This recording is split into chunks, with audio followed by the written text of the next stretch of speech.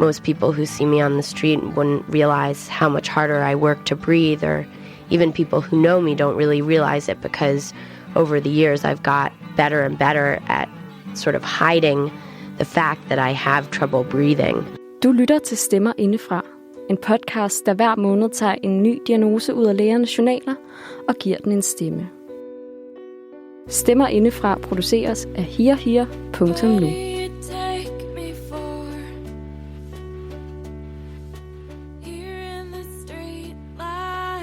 Denne måneds stemme tilhører Laura, der hele sit liv vidste, at hun ikke ville blive lige så gammel som sine jævnaldrende.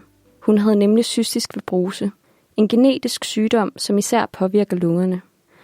Da Laura blev født, var den forventede levealder for folk med cystisk fibrose 18 år. Den er mere end fordoblet i dag. Laura plejede at sige, at hun allerede gik igennem sit livs midtvejskrise i teenageårene. Da Laura var 19 år, fik hun en diktafon, og igennem 2 år optog hun en lyddagbog om sin kamp med cystisk fibrose. Hun forsøgte at leve et normalt liv med studie, venner og kæreste, selvom hendes lunger ikke altid samarbejdede. I dag i Stemmer indefra skal du høre Lauras historie, som vi har fået lov til at låne fra Radio Diaries. Og vi er utrolig stolte over at få lov til at dele Lauras smukke lyddagbog med dig.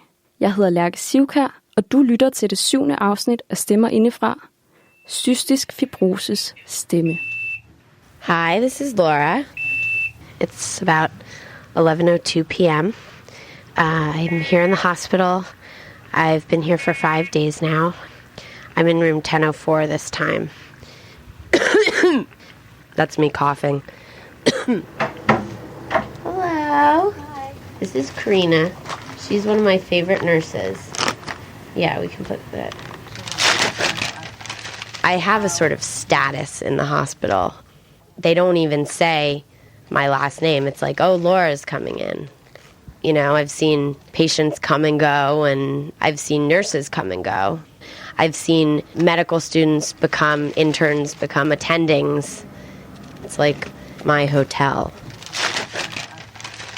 Okay, Karina's gonna stick me 22 3/4 needle. In we go. I don't feel a thing. Ooh, that hurts. I don't have to be on death's door to go into the hospital. We got a blood return. Now we're flushing it. Nice blood return. Now we're flushing. They call them tune-ups. It's almost like you charge the battery on your cell phone. And now we're going to hook me up back to my antibiotics. Pretty good. Yeah, that was quick, easy, no pain. Phew. I'll be back. Thanks.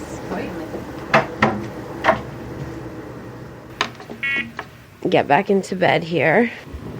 My nice, comfy electric bed.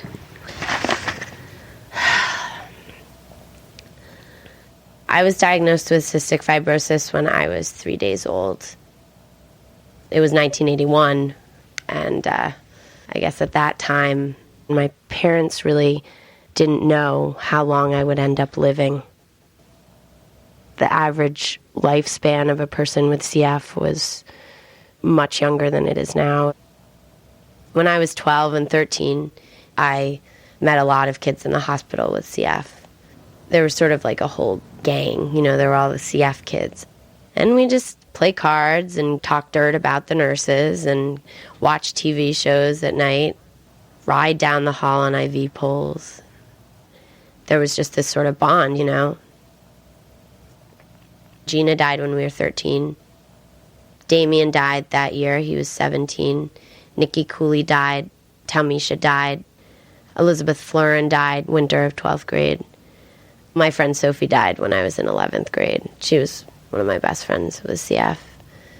And my friend Marcy died this past summer.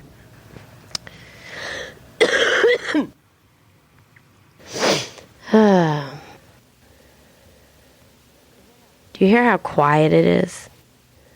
This is the sort of after hours. Calm.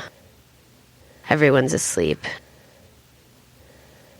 I like nights in the hospital. Good night.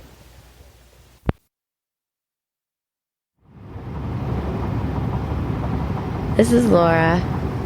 Back again. Dad and I are on the Bruckner. We're driving up to Providence. I agreed to let him drive.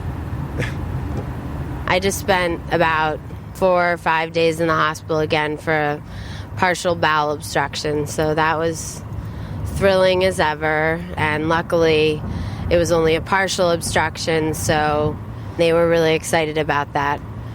Of course, at the moment, I wasn't as excited because I had a tube in my butt, and it's a little bit hard to be excited when you have a tube in your butt. Wouldn't you say, Dad? Why are you crying? Well, I mean, it's hard to talk about this, not knowing what's going to happen next. And you go ahead with your life as best you can. Pause it for a second.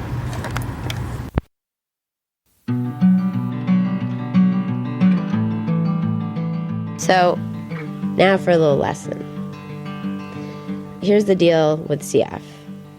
Basically, your body produces abnormally thick, sticky mucus that resides in the lungs. And the lungs are sort of the deadly part of the disease in that after years of infection, the lungs sort of get worn away and deteriorate. Most people who see me on the street wouldn't realize how much harder I work to breathe, or even people who know me don't really realize it because over the years I've got better and better at sort of hiding the fact that I have trouble breathing.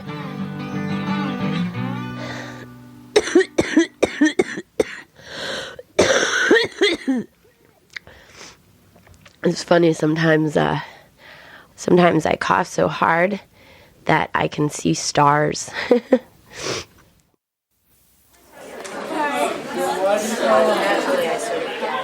So I'm back here at Brown. Classes started on Wednesday. Take care. Yeah, thanks. Good to see you. I think that people who know me, who really know me, who are my friends, don't see me as someone who is sick. They see me as Laura, who's a sophomore at Brown, and it's hard for them to imagine, oh, she might not be here in a few years. They know I have CF. They know that it means that you get very sick and that you die. But they see me, and it's hard for them to make it real because they don't want to, because no one wants to, because, they want me to live forever because I'm their friend.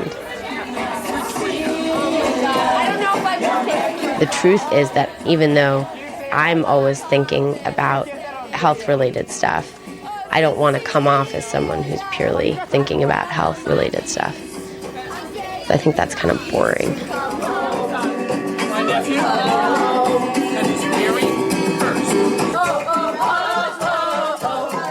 do you feel?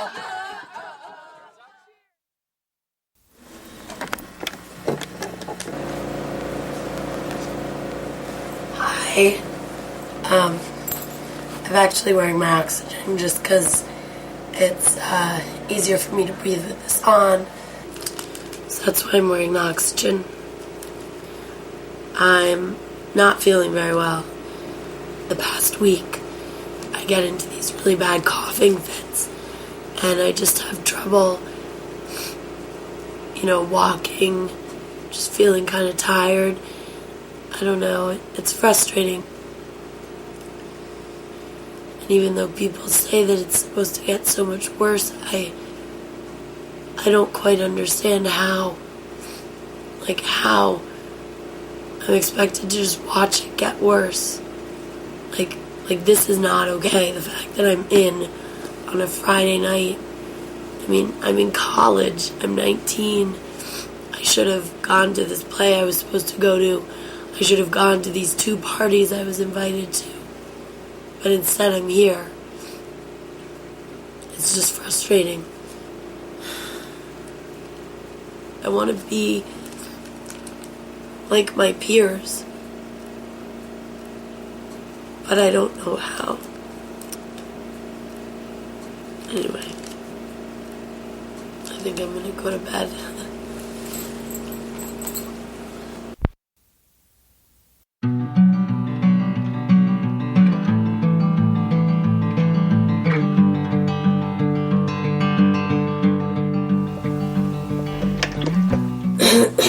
Hi.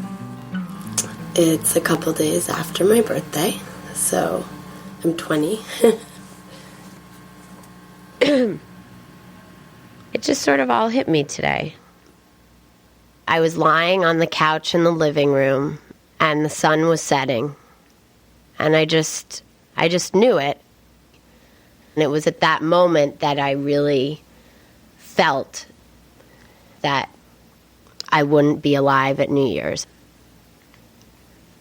The last few weeks, I definitely have felt that I was starting the dying process. And it's just a matter of when, how fast, how much at a time. It didn't make sense to push the limit, try to see how long I could last with these old lungs. So I decided I'm going to try the lung transplant. You know, there are risks with it. The obvious one, of course, being if it doesn't go well and I die.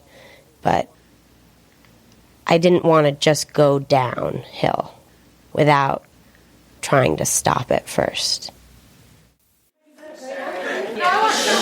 Wait, where is she right now? Wait, so we're waiting till she takes the box off and then we're saying surprise? Okay.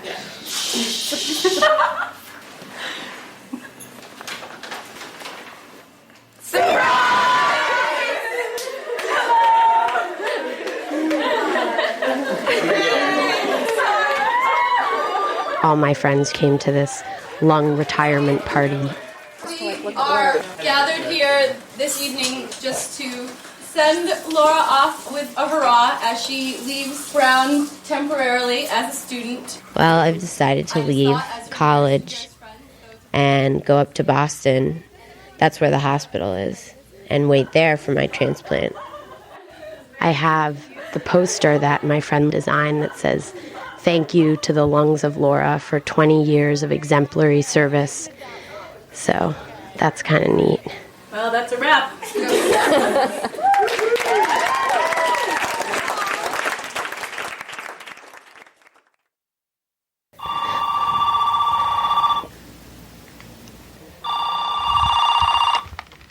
Hello? Julie? Hi. Yeah, I haven't talked to you in a long time.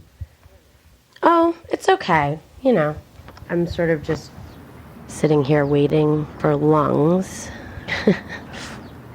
Yeah, but they've had what they're calling a lung drought. You know, there's nothing I can do to make it happen. You know, short of going out and hitting someone with a car. Yeah, I do. Okay, I'll talk to you soon. Love you. Bye. Mom? Mom? My dad and my mom are very worried. They wish they could do something. But we don't spend a lot of time talking about it. I remember even when you were younger, before even the question of the transplant came up, I watched you, go through this. I watched you get very ill. Still, I have never really been able to experience what you've been experiencing, and at times, had no idea what you were going through. I remember that we were always wondering about how to talk with you about what the disease meant, and it never seemed to be the right moment with any particular reason to throw this at you. And then there was this particular time when there was something on the news about cystic fibrosis, and you were... I was 11. You were 11, and you told me that, Dad, this will probably be in the paper tomorrow, and why don't you cut it out for me, and I'll read it on the school bus. So I went to the paper, and exactly what